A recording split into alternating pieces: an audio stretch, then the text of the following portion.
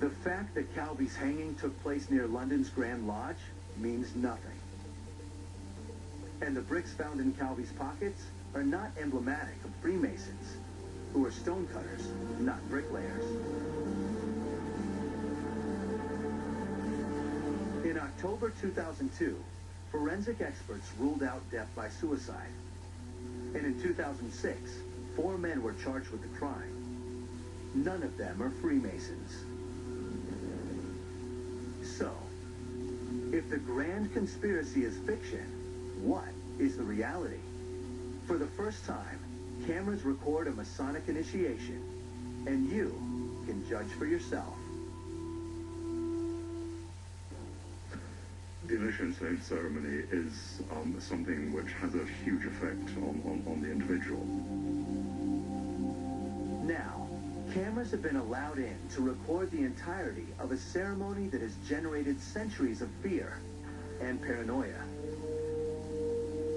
The secret initiation into the first degree. As the process begins, the new entered apprentice is alone. He is instructed to knock on the door of the lodge room. Worshipful Master, there is an alarm at the door. Attend to the alarm.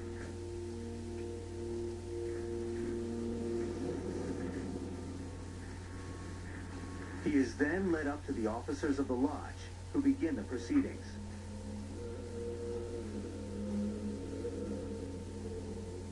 My brother, you have this evening been obligated by the very solemn and weighty ties of the Master Mason.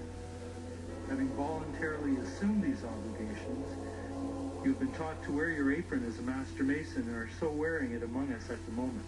You have a way to travel that is extremely perilous. You will be beset by dangers of many kinds, and may perhaps meet with death, as did once befall an eminent brother of this degree.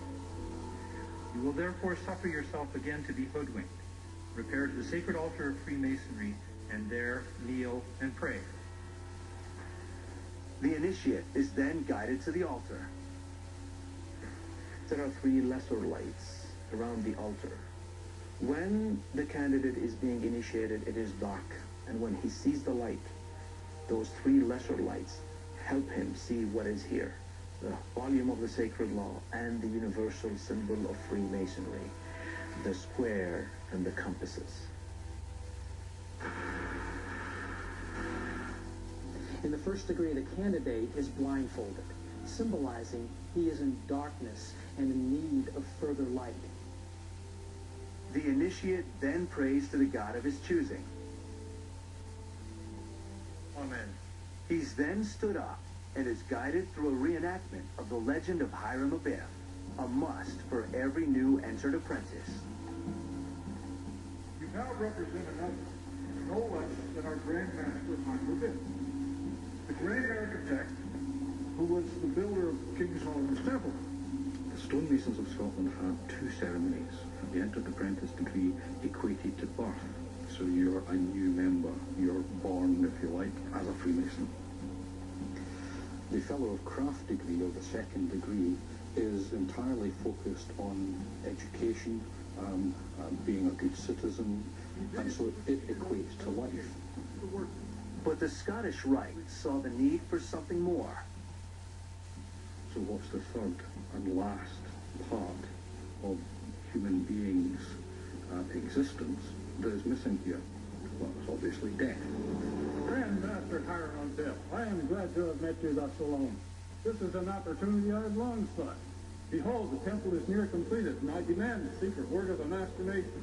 Wait until the temple is completed, and you shall receive the secret word of a Master Mason. If not, you cannot. Speak not to me of time nor place. Give me the secret word of a Master Mason. I cannot. Then die. Like Hiram Abiff, the entered apprentice is confronted by the 3 lesser stonecutters, Jubila, Jubilo, and Jubilum, each of whom attacks him. You now have a complete cycle, if you like.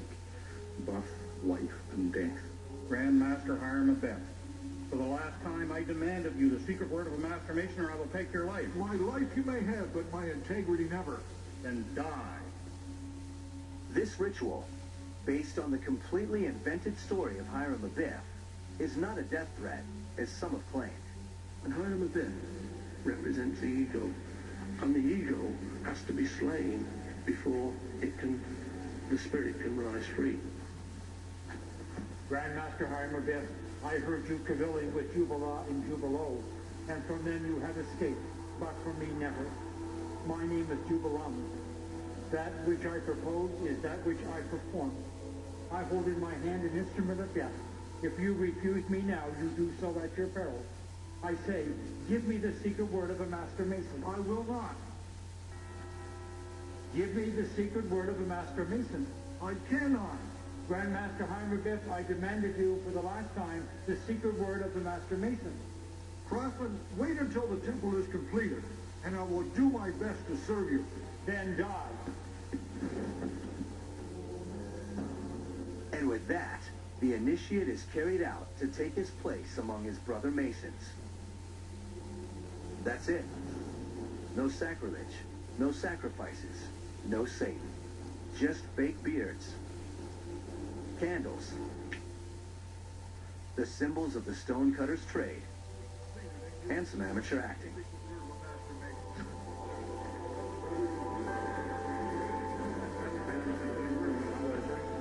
This is what all the fuss has been about. This is the work of the notorious cult that so many accuse of sinister plots and ancient conspiracies.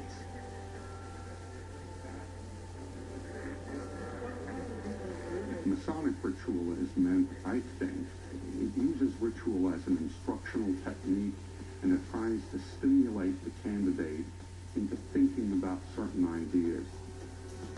Ideas no more controversial than the encouraging of strong character and good citizenship. It all seems little more than a well-funded boys' club for grown-ups, complete with secret handshakes, mysterious code words, spooky symbols, a comfy clubhouse, and no girls allowed. And even this is changing. Today, membership is expanded to everyone. As a result, the modern world is reshaping Freemasonry a lot more than they are shaping the modern world.